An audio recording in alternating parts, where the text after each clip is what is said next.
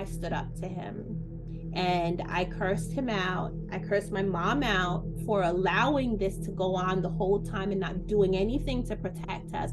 It was just like something just clicked. And that's why I'm a huge advocate for education and bringing awareness to these things, Right. because the way our brain processes information, like you really don't, people don't really understand how it fuels your actions, Right. subconsciously. And it's something just clicked, and he was so shocked that he had nothing to say. He didn't strike me, he didn't go off, he just sat down. And it was after that somebody that we knew took my mom to the police to report domestic violence, and then he was reported and he was on the run. Then my Aziza, thank you so much for joining me. Looking gorgeous in pink. Like, I just love this whole outfit that you're wearing, the pink background as well, the hair, everything. You're looking amazing. Thank you so much thank for you for joining that. me, taking the time and grace to share your story, because your story is so inspiring to me. And I feel like a lot more people who may not know should know about how you've persevered and shown such forms of resilience that, can inspire others. Because I know it definitely inspired me. So thank you for joining me. And, how are you? How's your week been? I'm, How have you been? I'm well. Well, thank you for having me. It's a pleasure to meet you, virtually anyway. Hopefully, maybe we'll meet each other in I person mean, one day. definitely, I'll be in New York soon, so I'll be around. Yeah, that would be great. And I work for the county in New Jersey that I live in. But I also run my nonprofit, Precious Little Ladies Incorporated, where our mission is to combat child molestation, domestic violence, incestuous abuse, and sexual assault by educating families through strengthening the bonds of mothers between mothers and daughters. And I'm a published author, I'm a content creator, so I'm Yeah, constantly I'm plenty of constantly jobs. working. So when I was 8 years old, my father started molesting me, and I'm the oldest of over 21 children that he's Wow. had. By the time I was 10, he started raping me. And initially, it started off as, abusers groom, predators groom children. So initially, it started off as like a seduction. I was daddy's special girl. This was a secret between us. But as I got older, as I started becoming prepubescent, then I started to realize I really don't like this. Where before, when I was younger, I was being obedient. I didn't like the activity back then, but I was being obedient. This is what I thought I was supposed to do for my father, because he said that this is what all fathers did with their daughters, to teach them how to be a woman. So by the time I was 12, I started to fight him back. I tried to fight him back. I tried to run away. I tried to do all kinds of things to try to get out of my situation. But I had a lot of responsibility in my family. My mom had 9 children. So by the time I was 12, I believe there was like 6 children. We were homeschooled. I was left home a lot to take care of my brothers and sisters. I had to teach them how to read and write. And while my father and my mom were pursuing my dad's career, which eventually ended up being in the music industry. So his most known work is Killing Me Softly by the Fugees. And he was a music video director. Um, so just having the responsibility of my siblings.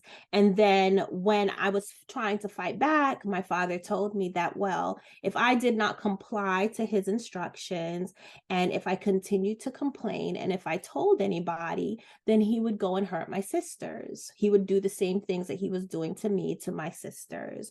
And that just put so much responsibility on me. There was no way I wanted them to go through what I was going through. So I complied. I stopped fighting. And the one time I tried to run away, it was actually my siblings who stopped me. They saw me trying to run away, and they asked, well, what's going to happen to us? And I felt like I was being so selfish. I was so impacted by like seeing them standing there that I was like, Aziza, you can't leave them. You can't leave them to go through what you have been going through. And at the time, it wasn't happening yet. At the time, my father was not abusing any of my siblings. And I decided to stay, and I decided to not try to run away. Well, in me staying, it eventually led to me getting pregnant at 15 years old. And after that, I continued to get pregnant, and my father decided that it was ordained by God what he was doing to me, and he had to create a special blue blood race. So my children were brought into the world to save the human race. And that was his doctrine. That was his doctrine. My mother knew what was going on the whole time. Well, she found out when I was 10. So by the time my father actually started raping me, that is when my mother found out. He told her what he was doing. And what he told her was that it was to help my skin condition, because I grew up with really bad eczema, untreated asthma. I was sickly for a lot of my childhood, and I was not allowed to go to doctors. And I just didn't have access. My father believed in natural holistic healing, so he would treat me in different ways, some ways very inappropriate. And that's just how I grew up. And my mother believed him. My mother believed him. She believed the things that he told her, and she didn't really question what he was doing. The one time she did question, he beat her because he was abusive overall. So that's the gist of it. So there's a lot of not only just emotional manipulation, but religious manipulation as well. Like, you must pay through God, but you must pray through me. And, creating this, new race of children, and, having a conversation about, we will do it to your siblings, and etc., etc. So all of this manipulation, is it something that there's a lot of naivety when you're young, and people Right. doing this to you, etc. Were you believing some of this, or did you feel like your father was lying to you, but you were just trying to get through it, if that makes sense? No, I mean, I did believe I was his child. I mean, what child does not believe what their parents tell them? When we Right. talk about religion and spirituality, most people get their religious beliefs from their parents. Correct. And it is taught to them. So, some people who aren't religious may look at certain religious belief systems and say, in this modern day, how could you think that somebody from thousands of years ago died on the cross for your sins? And in him doing that, anything that you do, as long as you pray, like, from certain perspectives, it could sound completely ridiculous, but this is what people have been told, usually during their formative years, and that's how they were brought up. So for me, it was the same thing. My father did explore different religions. At one point, he claimed Judaism. At one point, he claimed Taoism. At one point, so he was always spiritually explorative. And he would teach us. He would teach us these things. I mean, we were required to sit around reading religious books and spiritual books for hours, and then sit there for his lectures. So it was definitely, it really impressed on me and my siblings what his beliefs were. So when he came up with this new thing, and then even in some ways providing supporting evidence. Like, I remember one time, so I wasn't really allowed to watch TV, but I could watch educational TV. So Channel 13 was the channel that my siblings and I were able to view. So a lot of times different historical programs would come on National Geographic show, and one of them specifically was about Tutankhamun, and how basically his family in general was an incestuous family. I believe he had to marry his sister. So my father used this as evidence, and he said, see, this is what royalty does. This is what special people do. And he even went back even to the British families and the British monarchy to try to explain they're marrying their cousins, they're marrying. So these kind of things is what he used to justify what he was doing and to try to demonstrate why it made sense. Now, yes, as a child, I'm 11 years old, I'm 12 years old, and I Exactly. don't have access to other perspectives. You know, I'm not allowed to speak to my grandmother. I'm not allowed to speak to my aunts. I'm not allowed to interact with the kids on the block by this age. So the only perspective that I had was his and my mom's perspective. So here are two adults, and then the children in the family, and mommy and daddy, anything that mommy and daddy says goes, and anything that mommy and daddy says is true. So when you have little to compare it to, little to challenge it, it's very difficult. It's a very confusing space. Conflicting, yeah. Yeah, it's very confusing. And in my heart, when my experience was pain, because I had a grown man on top of me and inside of me, and it was hurtful. It was physically hurtful. It was triggering my asthma. Any of my illnesses was exasperated by him raping me and molesting me. So yeah, I'm like, well, if this is right, if what daddy is doing is correct, why does it hurt so much?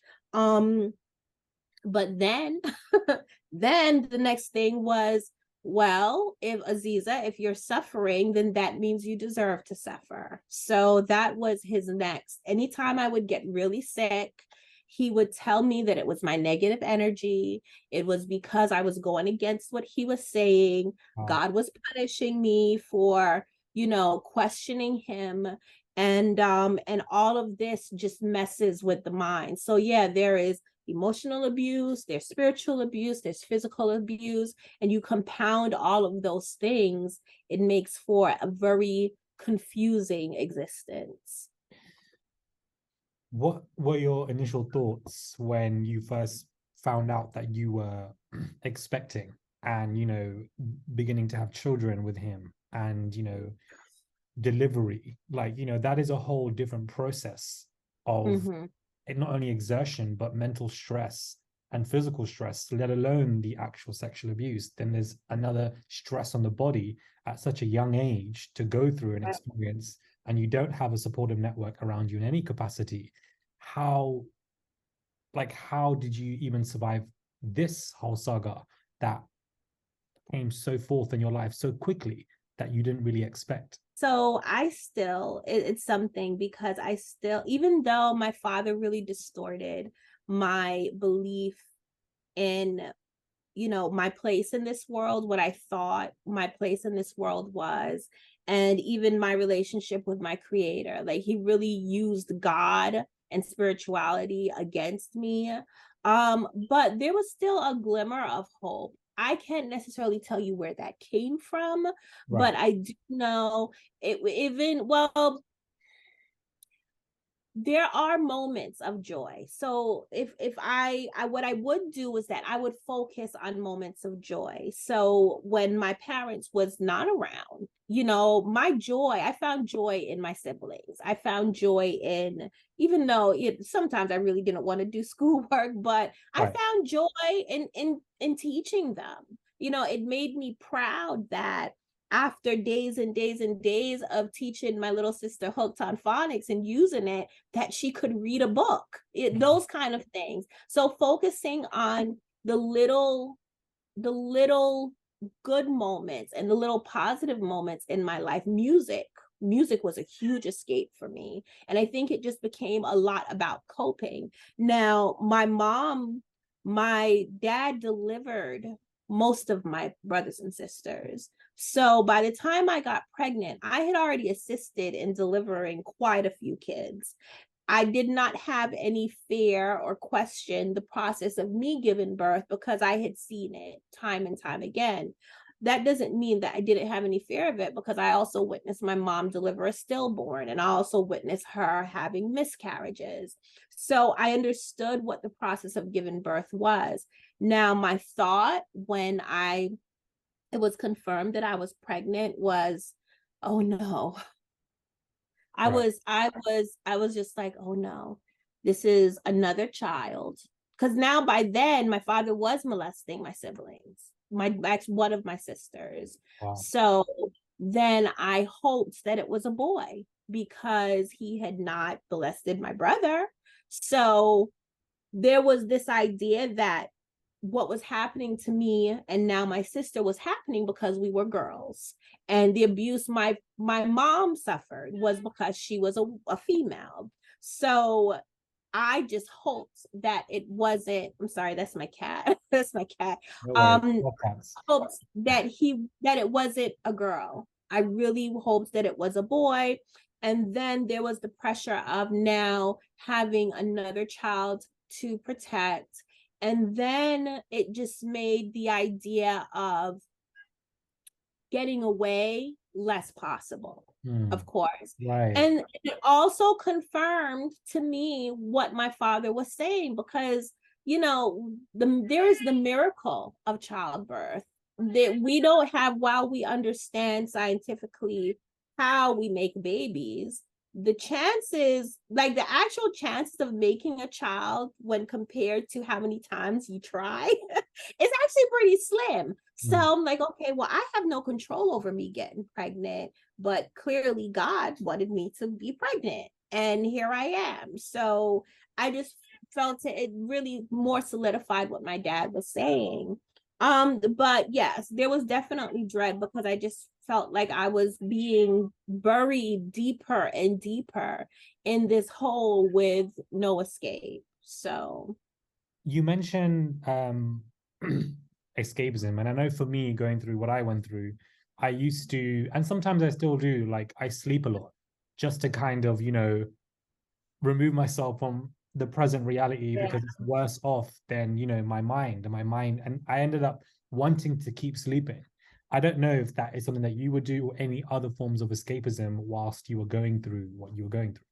Yes, definitely sleep. Definitely sleep. I Interesting. mean, when I was a child and my father was molesting me, sleep, I didn't realize sleep was or could be used as a form of escapism. It was literally, I was just exhausted because I was up during the day, and then my father would get me up at night and I would see the daylight. I would see the sunrise, and then I would get only like 2 hours of sleep. And then I had to be up in the morning again to do chores and do schoolwork. So my days were grueling. My days and my nights were grueling.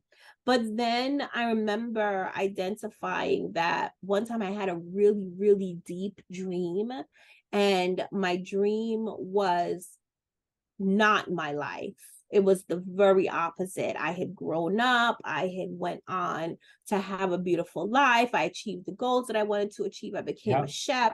So yeah, so then it was like, well, my life is the nightmare and the dream is the real life. So I was excited to go to bed Right. and go to I sleep completely relate. every night. And I would pray that my sleep was not interrupted. So my father was polygamous. And he had different women throughout the years, different women that he had relationships with.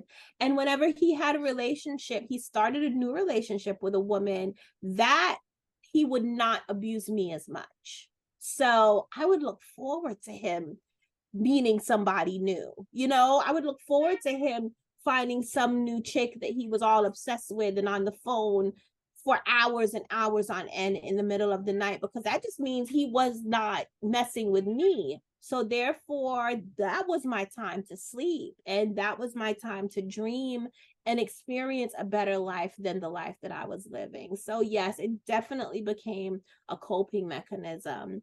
And again, I'd mentioned music earlier. Dancing has always been a coping mechanism for me, and like blasting the music really loud and having it drown out everything around you. It was such an escape. It was such an escape.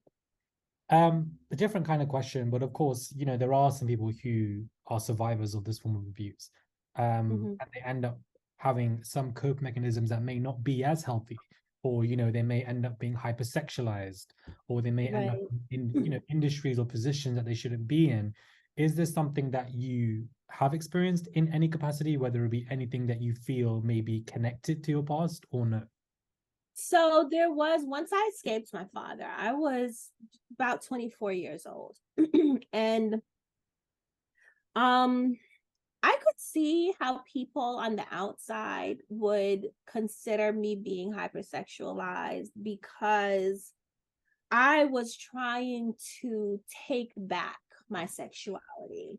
My experience with my father, whatever he raped me, it was, there was no enjoyment whatsoever. I would not get wet. I would, my body would stiffen up. So it just was not, it wasn't a pleasant experience at all. So when I would especially hear his girlfriends and seeing how many women was just like crazy about him, and then seeing images and porn of women enjoying sex, I really didn't understand. I'm like, what is there to enjoy? So when I did escape him, I wanted to enjoy my body and enjoy the things that my body could do, like these other people seem to be enjoying. So I did go on a self exploration. First, there was a lot of exploration with myself. Mm. There's a lot of exploration with myself. And then after a couple of years, once I met somebody and I was comfortable with him, there was a lot of exploration with him. Now, um, I enjoyed it so much. When I had my first orgasm, I enjoyed it so much. I did become like obsessed with the feeling and I wanted to have as many of them as possible. Right. And I see how someone could say like, well, you know, you are a sex addict or you are addicted to orgasms. But it really was a way for me to discover what my sexuality was, own it, take control of it. And I just felt like it was a necessary process. Was I promiscuous? I wasn't necessarily promiscuous because I think I still had a lot of fear and mistrust in people. But as far as how I viewed sex and sexuality, it was definitely skewed because it was such an everyday um everyday thing in my life growing up. It was like every single day, there was nothing that was too sordid or nothing. I mean, my father was really demented and he practiced some very demented things with me. So my perspective on what sex was and how it should be enjoyed was definitely skewed. And I wanted to learn the the natural and the positive way of experiencing it and enjoying it. So I did go through a stage of like, I guess you can say I was presenting myself to the world. Well, that had a lot to do with the fact that my father judged my looks. He judged my looks. Well, he judged the looks of all of my sisters. He rated us on a scale of 1 to 10. He was always talking about a woman's body. He had an affinity towards certain models or music stars. One time he had me running 10 miles a day. Well, it was 10 laps at Eastside Park in Paterson, New Jersey. And he said that each lap was a mile because he wanted to get me as slim as possible because at the time he was into models. And back in the, I believe that was the early 90s, you know, the waif look was really in. So he was trying to make my body as close to a model as possible. And you know, those kind of things, just how a woman interacts with a man and what a woman's role is in a relationship. All of those things just had an effect on me, and my perspective was a little skewed. So then once I escaped him, yeah, I did a lot of experimenting, especially with clothes and fashion, with how men responded to my breasts or to my butt, or you know, I wore really short shorts. And I do believe that a woman has a right to present her body how she wants to the world. But then, you know, we do have to take note and explore the reasons why a woman exposes certain parts of her body or how she treats her body. So for me, it was definitely associated to my abuse, but it was more from an experimental point because my father really told me so many misleading things in order to keep me under control. And I was like, I was like basically a caged bird. And I was just free, and I just wanted to experiment and see if anything that he said was true. And a lot of it wasn't. A lot of what he said were lies. So I went through my stages, but now I think I found my niche. I definitely agree with that. For me, like I know I had, and I still have sometimes, really difficulties with asserting boundaries, whether it be in the sex bedroom or not even in the bedroom in that kind of way. Is that something that you can either relate to, or something that how you may have overcome if you feel like you have? Yeah, I definitely my sense of self-worth. My sense of Right. self-worth Ooh. was really challenged. Yeah. And being able to say no. I remember if for bed, you're right, even outside of the bedroom, because when after now I got my children were taken away from me during the process of escaping my father. So they were in foster care for about 3 years. By the time I got them back and now we're establishing our family, I've reconnected with my family on my mom's side. I felt like I needed to please everyone and I couldn't say Mm. no to anything. And it was one fear of upsetting them rejecting me if I didn't do it. And a lot of that came from my father just taking what he wanted from me. So, yeah, I felt like I needed to please. I needed to just say yes to everything. And I did. I mean, that was everything from taking people on trips to baking cakes to cooking dinners. Like, it didn't matter. My schedule was always super packed because anyone who asked me for anything, they asked me for money. If they asked me for clothes, I said yes. I just said yes to everything. And I remember my aunt telling me, Aziza, say no. You have to say no. And I just felt like I really couldn't. It was really difficult. And yeah, what my first experience with a man that wasn't my father, I went back to that place. I went back, and this is after all of my exploration. I felt like I was, a confident woman who owned her sexuality. But then as soon as I got into a position where a man approached me and we was in a room by ourselves and he wanted to have intercourse, I reverted. I completely reverted to this agreeable, I'm just going to let you do what you want to do person that I used to be when with my Right. dad. Right. I completely, it's the sense of boundaries that we have and tied to value. And, it's like we don't have that because it got taken from us. So you just feel like you are there to do what this Right, person wants you to do.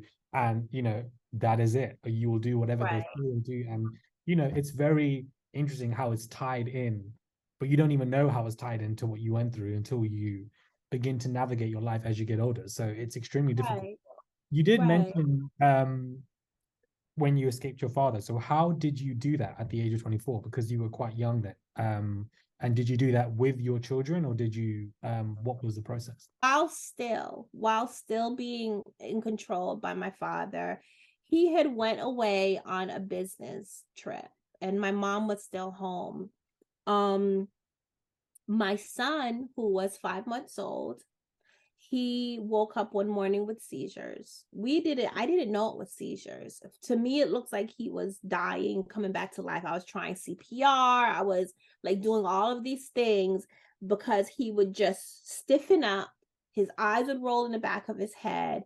And that was it. It seemed like he wasn't breathing. But then he would suddenly come to life. Anyway, my brother, my older, not my, well, he's not my older brother. My brother, who was born after me, was in town this particular day, and he convinced my mother to allow him to take us to the hospital.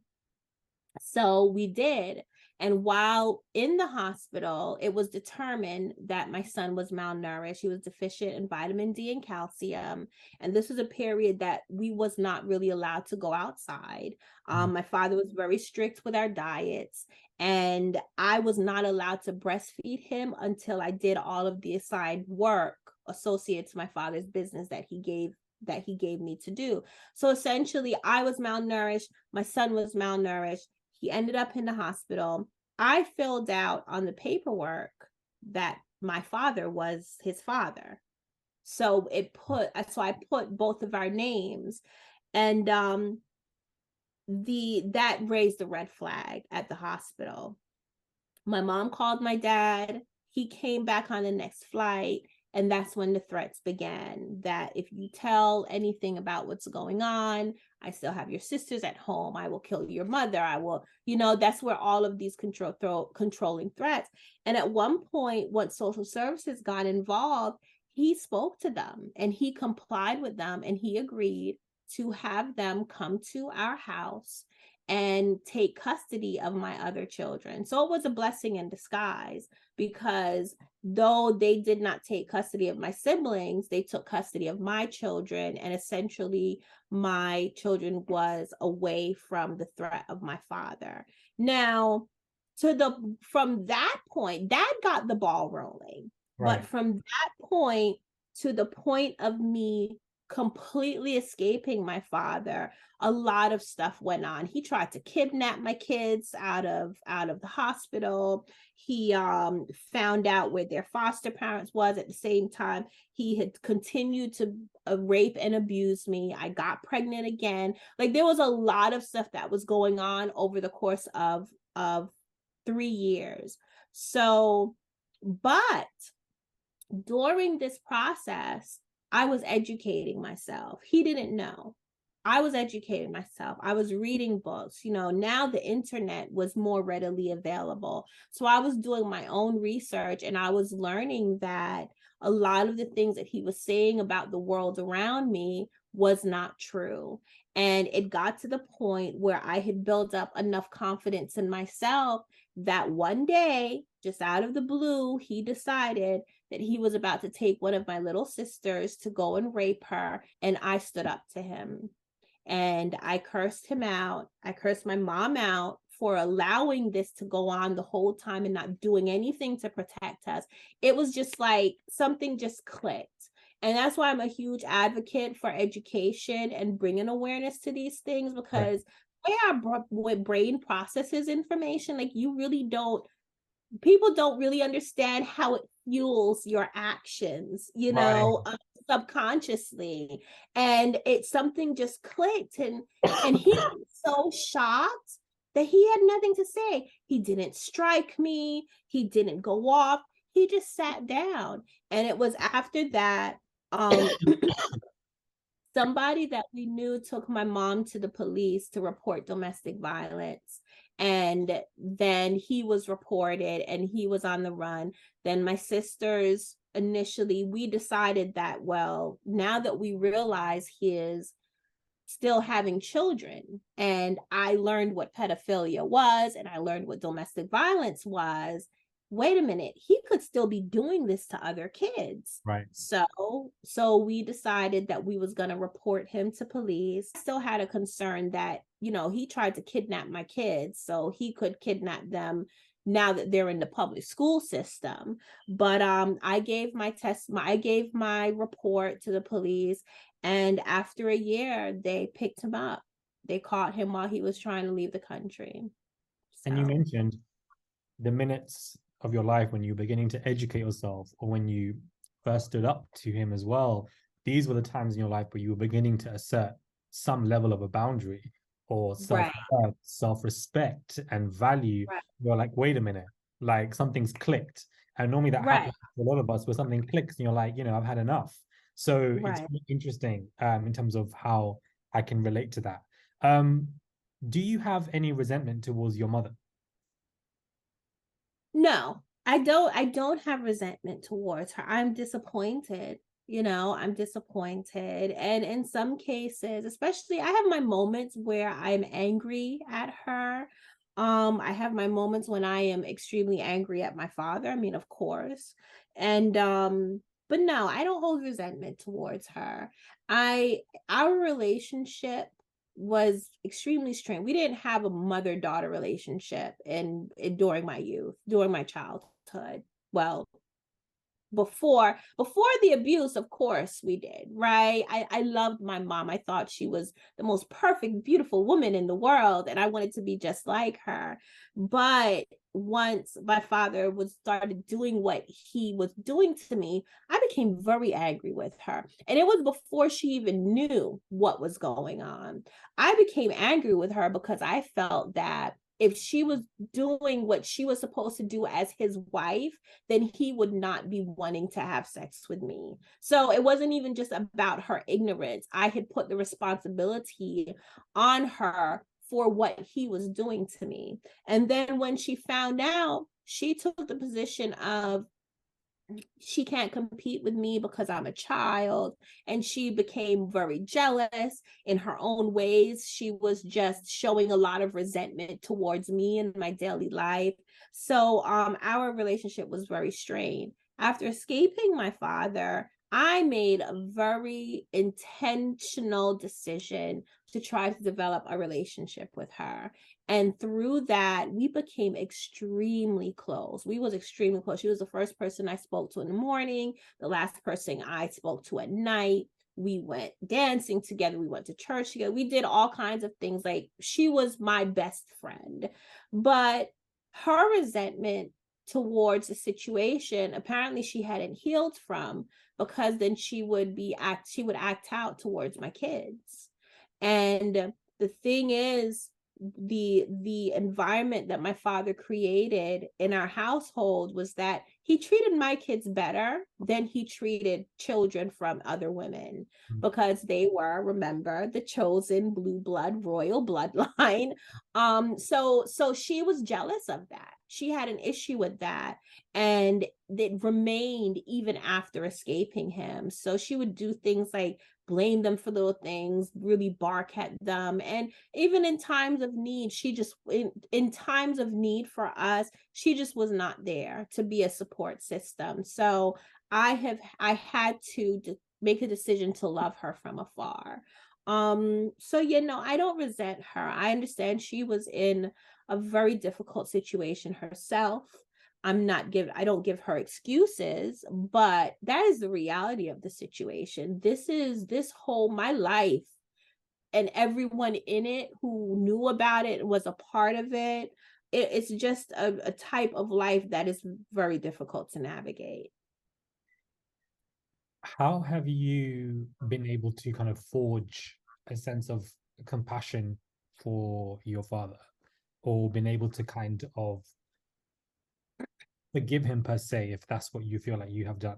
How have you been able Yes, to do it? I've forgiven him. I've forgiven him. I think It's it's very my powerful. understanding of well, one, I'm sure you've heard before, forgiveness is not for the other person. And oftentimes the people we forgive really don't deserve it. They really don't deserve it. Forgiveness is for ourselves, right? Forgiveness, I forgave my father for me, and it was a part of taking my power back, from him, for me to be in a position where I could say that, in spite of everything that you have done to me and how it's impacted my life, I am going to show you grace and say I don't hold you responsible for my healing, for my current situation, my current decision. I'm going to take responsibility, and you no longer have anything to do with it. At the same time, I understand, he's a human. We're put on this earth with all kinds of challenges. I don't know what his childhood history was like, other than what he told me, which was my grandmother was pretty physically abusive. He is from a Southern background, and Black people in America, they beat their kids, Right. and my grandmother beat my father very badly and beat her other children. From the stories he has told me, it definitely would be considered abuse in our day. So at the end of the day, everybody has choices to make, and whether my father did what he did because he was a victim in the past, I don't know. But essentially, he made a decision to allow whatever abuse that he went through control him, if that is the case. Just like I made a decision to not allow the abuse that I went through control me. So, but those are still difficult decisions to make, clearly, because not everybody can just make that decision and Right. continue on with their life without being affected. They say that we spend most of our lives most of our adulthood getting over our childhood, and not everybody has a capacity to navigate that journey as effectively as either myself or as you have. So for him, I do hope the best for him. He is serving 90 years in prison now for his crimes. And honestly, but I don't wish suffering on him. The only thing that I do wish for him is that at some point he becomes a father in his mind, and he understands and he feels all of the guilt and shame that comes with realizing what he did to his daughters. That's honestly the only thing I wish for him, and I think that would be punishment. That would be punishment enough. But yeah, I don't resent him. I don't resent her. They are who they are. They're on their own journeys, and I do hope that they learn and they grow from their human experience. It's interesting It's because I definitely share that perception that you have as well, is that I don't wish suffering upon those who've done it upon me. mm-hmm. I don't wish you just learn to forgive for yourself, because it's very just empowering and it allows you to navigate and move on. And some people may not be able to have that ability. So Right. definitely relate to it, because if you don't have that ability, you just end up in situations that are not healthy for you because you're just fighting Right. life. And it's Right. very channel that navigation of, you know, let me let go for myself so that I can empower myself to become the Mm-hmm. person that I really want to be. So it's an immense type of strength. And I just really admire you for that, especially line of I don't wish him suffering is so much level of strength for you to have that. I just feel like it's just amazing. We Yeah. spoke about this at the beginning as well, but when it comes to your charity, you know, what is that about and who do you work with? And what have you done in relation to your charity? Precious little ladies. I'll go over the mission again. Our mission is to combat child molestation, incestuous abuse, domestic violence, and sexual assault by educating families through strengthening the bond between mothers and daughters. Now, the mothers and daughters element, I think, is very personal to me, Right. because of my relationship with my mom. If she took the position of being a mother first before being a wife, then I think that she would have done more to protect me and my sisters. And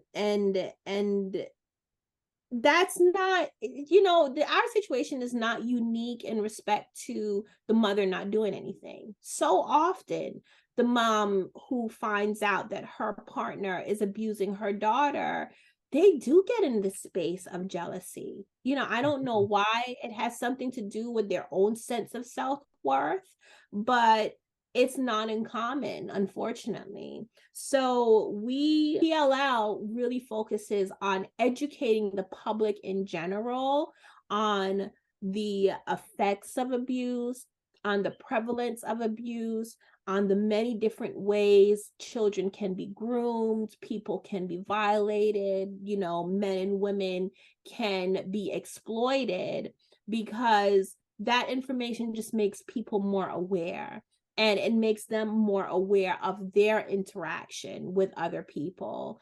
And we do focus on mothers and daughters in the family because, at least here in America, women are a very vulnerable group. They say that the most dangerous place for a woman to be is in her own house, if she has a boyfriend or is married. That is the more dangerous than flying a plane, walking down the street. That is the most dangerous place for a woman to be. So we have to empower women, and we have to, and even in same-sex relationships. I mean, in same-sex relationships here in America, 29% of same-sex relationships are abusive. And I don't know why, but it's the case. So I think that if people are more aware and they understand where their resources are, then we could reduce the incidence of abuse. So that's what we focus on, and we do that through workshops, my public speaking. We do PSAs. We have events throughout the year, and social media. Social media is a huge tool that we use to get the information out and for people to share and get the conversation started. I We think it's also do a lot of research. We also do a lot of research, taking information from our clients so that we can understand how to develop the tools that would better serve them. I think it's just very inspiring. It's definitely inspired me, to raise awareness, of the passages of our life if we wish to do so. Because I can imagine, like, for me, it is, but for you, it must be also inspiring, but you also feel like it's quite difficult to like speak on your journey of life, which can be quite troubling. And then, once you do an interview like this, it might just be a lot for you to offload. And, it can be a lot to deal with. So I don't know how you deal with that. See, only another survivor could understand. Right. Like, because for me, it's like, oh, like, let me just lay down after this. Yes, I need to lay yes, down for this. So yes. I just don't know how you deal with that. Like, it's a lot. It's like another baggage because we could just be on the beach It's and just I'm very I'm very mission oriented. Like I am very focused on achieving goals. So it's like you give me, because I'm a chef, right? And I've baked cakes for most of my life.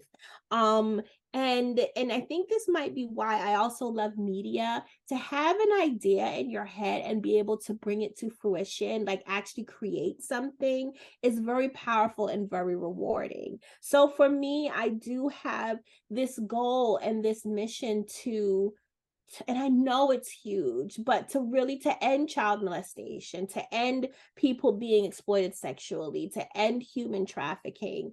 And some people may say, well, Aziza, that's really unrealistic. Like, you right. can't do that. But if I set that goal, then I'm going to do as many things as possible to try to achieve it in my lifetime, at least. And hopefully I can touch as much people and make more people aware of the prevalence of these things, the impact, how it affects us. I mean, here in America, a woman that has been sexually abused as a child loses $300,000 over the course of her lifetime. That is because the PTSD, that would be insurance costs, health insurance costs, lost work from her managing PTSD associated, productivity. So they have actually coursed how much the financial impact of being abused or of being raped. How much does that cost a person? So something like this affects everything. It affects our economics. It affects how we interact with each other as people. Domestic violence is the fourth leading cause of homelessness in America.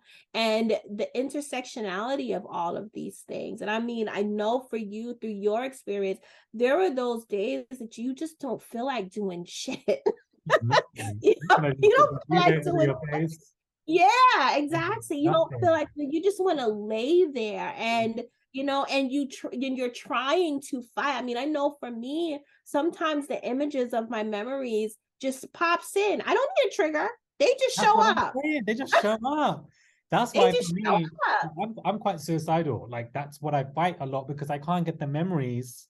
Like, they just be coming up. And it's like, how do you Yeah, deal with that? Like, they're just there etched in your brain. And it's like you react to it differently now than you did before. exactly. That is the way you can control it. Exactly. And that is why I can limit myself being suicidal. But it's just so hard to like, It's another thing to do. I can't imagine. hey, I see people and they have not been impacted in this way.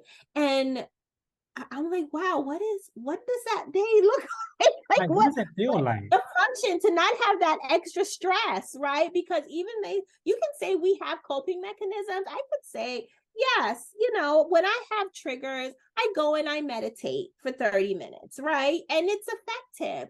But the fact that I have to make that decision to go and do that and take that time to go and do that because of something that someone else did to me, you know, that has to be taken into account. That has to be respected. My days are more full. You know, your days are more full because you are trying to make the best out of your day Right. with a very shitty deck of cards when it comes down to it. A very shitty deck of cards. So it's that's just what it is. And that's what it is. It's just And like, I mean, and I've accepted that and just make the best of it that I can. But go ahead. I'm sorry. I didn't mean to it's cut you. it's like our normality. We just think that everybody's, I don't know, for a while I thought that this is just how life is because you're just so used to your reality. You think that's everybody's reality. And it's like, Right. wait, that's not actually what you should be experiencing, People of go through course. it. And then after Yeah. that, like nobody really gives you the tools to deal with it, PTSD wise. Like, how do you, because people like us, like we don't go to therapy at a young age. We can't afford like some of the stuff, these tools. So it's like you got to do all the building blocks on your own. Like Mm, that's crazy because it's just like how do you, and then who do you speak to? Like how like exactly. it's just you got to do your own education in your own kind of way. So everything is just up to you. So you build that level of resilience at such a young age. And I remember I Right. saw this Instagram video, and this girl was like, somebody said that I was resilient, but I don't want to be resilient. I don't want the option of You being don't want to resilient. have to be. Yeah. You don't have to be. You just want to have everything as ease, not as Yeah. resilient. I don't want to be given that. And I was like, that is so like I never thought of it like that. But like because your reality is so used to seeing it in one way. So it's just crazy. But I just thank you so much for coming on, for giving me your time, your energy to speak on this, because I know it is exhausting. Because I know I'm gonna lay down for a minute. And it's nighttime. My day's just getting started. Right. Your day just getting started over there in New Jersey. So you're gonna do, I don't know what you're gonna do, but it's a lot and it's exhausting. And I feel like you should be proud of yourself. You are inspiring. You are doing, the Lord's work. And I'm inspired by you. And I just feel like you are a warrior. You are resilient. There we go. That's the word. And it's just like, I can accept that. Yes. yeah, I could, and you just are just the strength that you have shown in moments of your life where you didn't need to or you shouldn't have.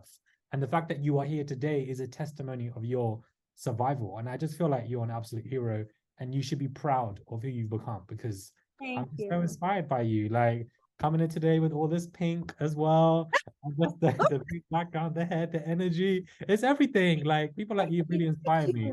And See, you like make me now my cheeks are gonna get pink with everything yeah, no, else. not the jinx touch it.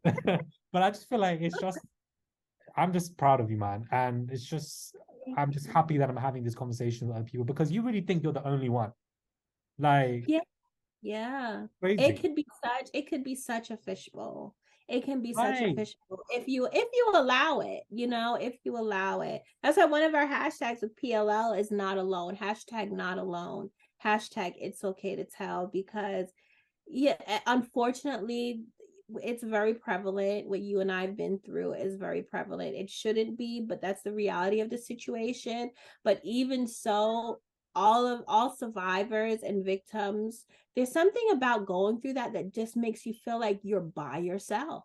Right. You're by yourself, and every journey is completely different. Like nothing's the same. Trying to create a roadmap on how to navigate it, it's like, oh wow, like I can give you some ideas, I can give you some suggestions, but it's tough. It can be very tough, but you know, We I just guess get some of through us it. are built for it. I don't know. Something. I think I'm gonna have to take myself to the movies and That's like good. veg out or something. Yeah, because I So don't treat yeah, myself I haven't. as much. Huh?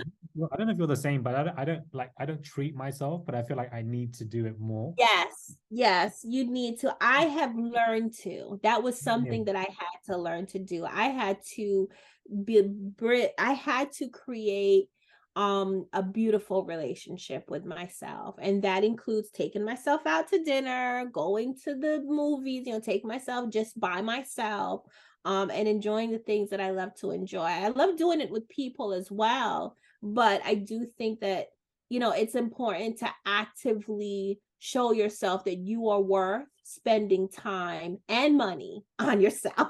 Right. It's a So whole rewiring. It's like our brain it is is. wired differently. And there's so Yeah. much distortion of what we experience outside of our abuse in different modes of life, but you don't even realize that. Like, or have it's just it's too much. But you know, we're Yeah. here. So we're doing our thing, you're doing your thing, I'm doing my thing. Yeah. And And I I'm want to and I want to tell you, I'm very proud of you. I'm very proud of you for speaking out, especially as a man, especially from what I know about, your cultural background. I know that has to be difficult, but you are brave. You are brave as hell. Well, you are brave as heaven. right.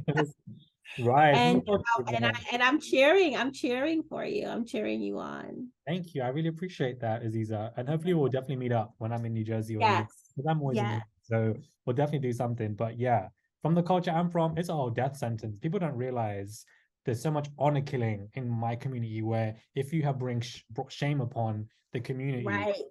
we have to kill you. You have to Right. Right. You don't deserve to live. all right, bye. Yeah. The door's closed. That's not Yeah. just it works. And I think a lot of people don't realize that, especially as a man talking about either sex work or sexual abuse. From my culture, Mm-hmm. I don't see no one having that conversation. Completely taboo. Yeah. So taboo. So it's just like Yeah. a whole different level of are there people like me? I'm sure there are. So it's just Right.